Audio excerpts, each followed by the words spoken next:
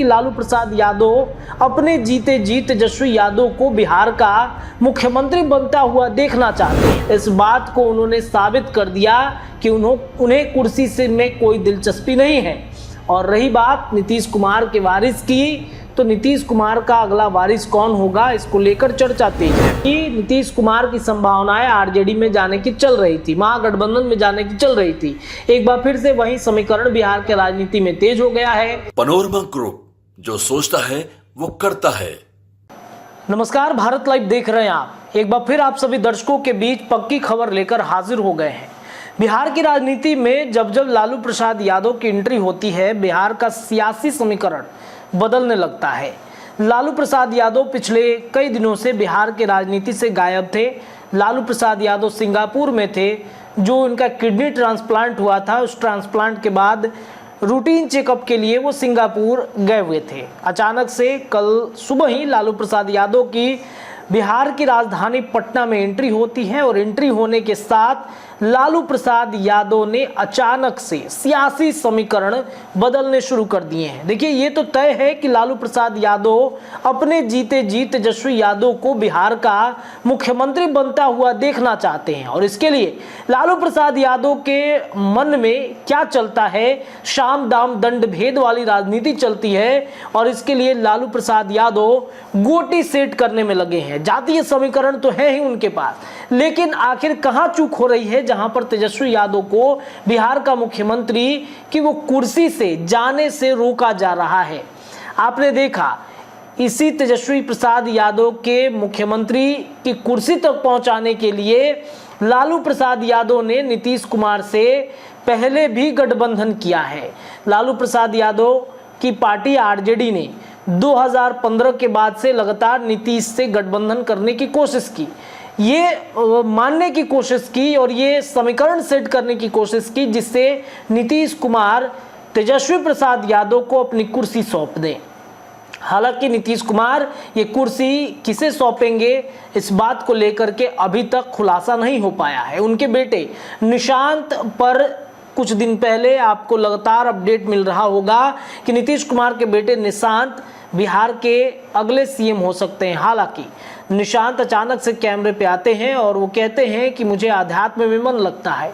यानी कि राजनीति से काफ़ी दूर रहने वाले निशांत भी इस बात को उन्होंने साबित कर दिया कि उन्हें कुर्सी से में कोई दिलचस्पी नहीं है।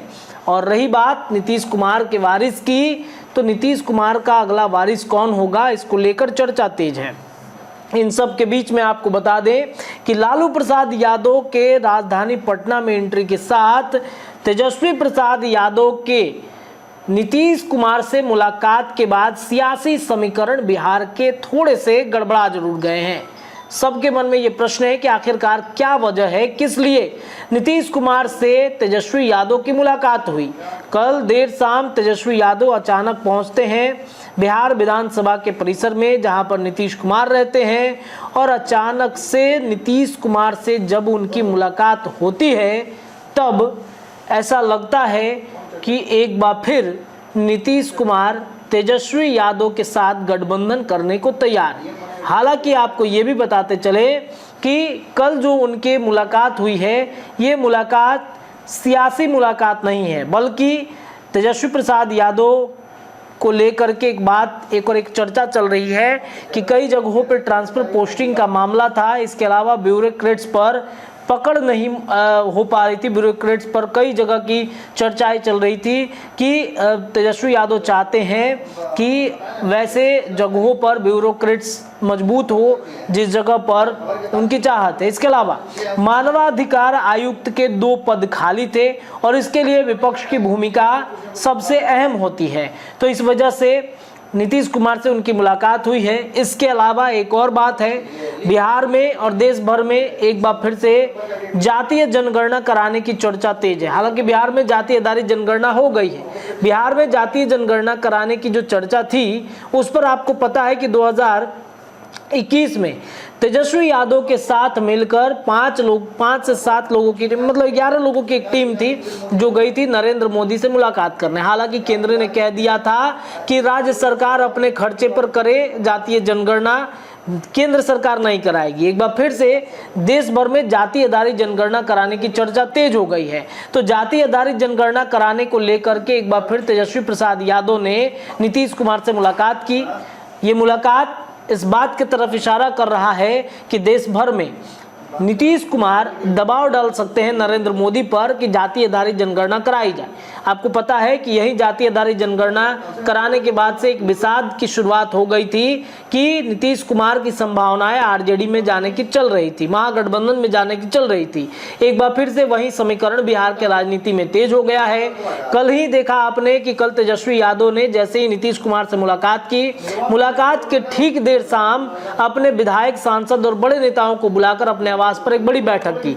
इसके अलावा आज सुबह से लगातार तेजस्वी यादव अपने विधायकों को बुलाकर अपने आवास पर बैठक भी कर रहे हैं। एक एक विधायक पहुंच रहे हैं, तेजस्वी यादव खुद वहां मौजूद हैं। लगभग 3-4 घंटे की ये बैठक चलेगी और इसमें आने वाले 2025 के चुनाव के साथ साथ नीतीश अगर इस बार महागठबंधन में आते हैं तो कहीं ना कहीं एक चर्चा तेज हो जाएगी और किस तरीके से नीतीश को कंपलसेट किया जाएगा ये भी देखना बड़ा दिलचस्प होगा। तो ये एक चर्चा चल रही है। नीतीश से मुलाकात के बाद तेजस्वी यादव की सक्रियता बिहार के राजनीति में तेज हो गई।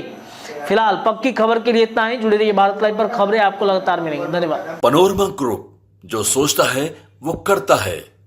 अगर ये वीडियो पसंद आई और वह बिहार के राजनीति और बिहारियत से सरोकार रखेनी तो सब्सक्राइब बटन दबा के चैनल के सब्सक्राइब कर ली। ओजे एगो घंटी बा, ओकरा बटन दबा देला से कुल सटीक और मारक खबर रुआ मुफ्त में मिल जाई। अगर रुआ पत्रकारिता के हमनी के नया प्रयोग में सहयोग कर चाहतानी तो ज्वाइन बटन दबा दी। पेटीएम नंबर नोट कर ली 9386816700। धन्यवाद।